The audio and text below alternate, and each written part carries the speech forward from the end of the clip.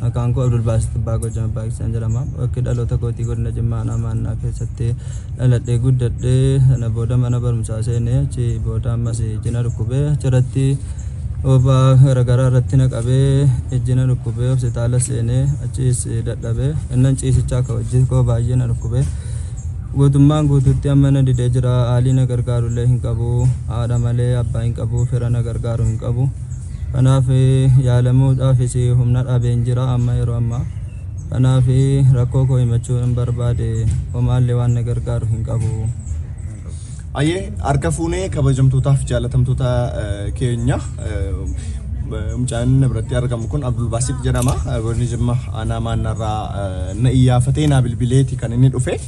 Akkuma carraa amma waaree booda kana na argate innis annamuma nagaa nama fayyaatu na barbaadense garuu inni guyyaa keessa qaroo dhabee duraan nagaa ture fayyaa ture guyyaa keessa qaroo dhabee dhibee wayitiin kubsadheetuun ciisu ijji koo na didaa dhufee guyyaa keessa kunoo guutummaa guutuutti ijji koo na ilaaluu dhaabee jira jedhee haadha malee abbaa hin qabu haati isaa immoo dadhabduudha harka qalleeyyiidha.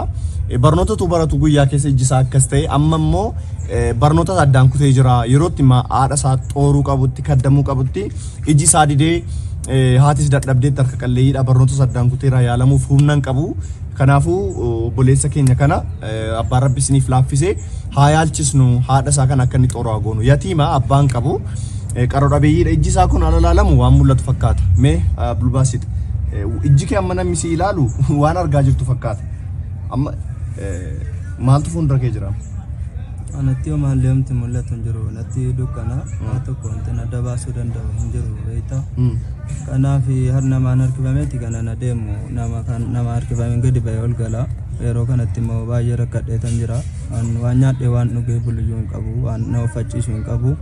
Kanaaf rakkinamti natti hammaatee jennaan bilbilli keenyaaf dhaamamee jennaan asumaan si barbaadaa dhufeen jenna. Amma yaalii barbaaddaa jechaadha ammaati yaalamuu barbaaddaa jechaadha.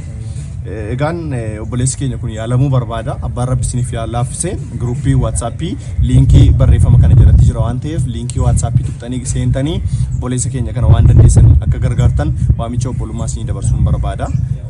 Anabdii Geetaachoo Abbabeetii ulfaadhaa.